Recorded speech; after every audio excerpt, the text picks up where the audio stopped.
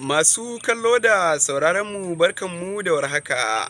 Barkanmu kuma da sake saduwa a wani sabon shirin mai suna labarai da rahotanni. A yau kuma wakilin shirin ya leƙa sashin masu sace 'yan biyu su barka da gambo. Duk da ma shaidun gani da ido sun tabbatar mana da cewa wannan ai mutuwa ce da ake rayowa bayan wasu 'yan kwanaki.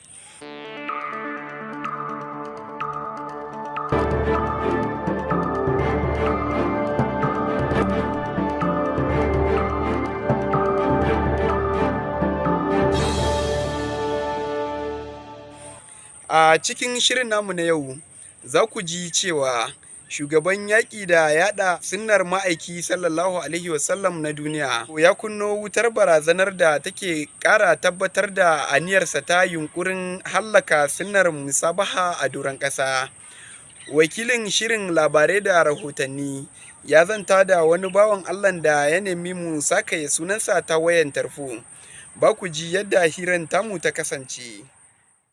Ok, kana ji na? Ina jin ka sosai ma. Ok, ka gane wannan checking balance da zaka ji ana ta wai kai checking balance da kake ji, wallahi ba komai bane ba, zallar kawai yaki ne da sunnan nan ta Misabaha, sunnar ma'aiki. Su dai ni ban san shedanin duniyan nan, ko kuma in ce maka ban san wayannan azzaluman duniyar, ni ban san me wannan sunna ta Misabaha ta tare musu ba, ban san ya ake take ci musu tuwa a ƙwarya ba.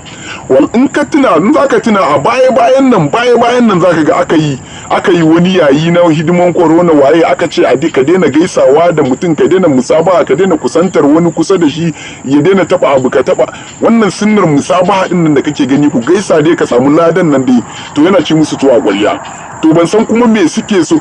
Kaga yanzu hakan nan da kake gani, yanzu hakan nan har mutane sun fara tsiran wani wai ba za su gaisa da wannan ba, wannan ba zai gaisa. In ka zo kawai ka ce wai ga salamu alaikum, sai ga kawai mutum ya maka haka wai.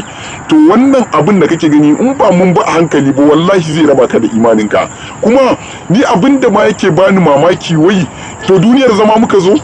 Ba fa zama muka zo fa journalist, ba zama muka zo ba, mun zo ne mu danyo wani zama na wucin gadi ka koma ga ubangijinka. Dan haka miye ne to a hidimar ibada dan ka je ka mutu a kai ma menene a ciki? Idan na fahimci dan haka ni da kake na ce kai dai ba za ka daina wannan sunnar Misabaha ba kenan.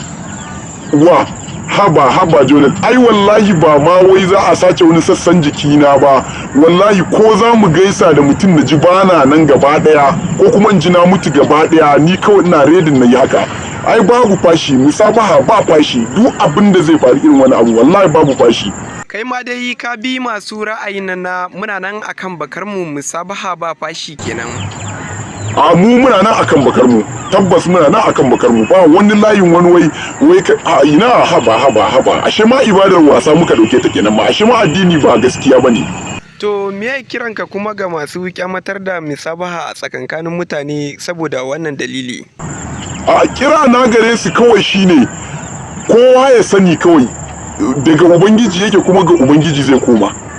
Ai dama duk abin da yake ba mu wahalar shine mun ma manta daga ina muke, yanzu ina muka zo, kuma ina za mu koma. Ai shine dama ba komai bane ba.